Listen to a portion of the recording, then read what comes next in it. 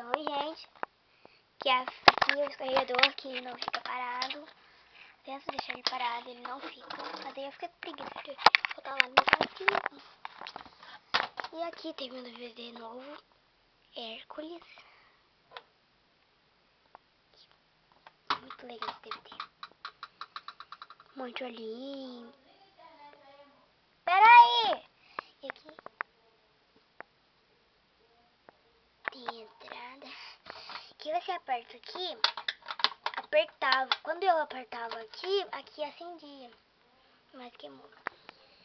Aqui quebrou. Aqui tem a portinha que abre com 3 escadas.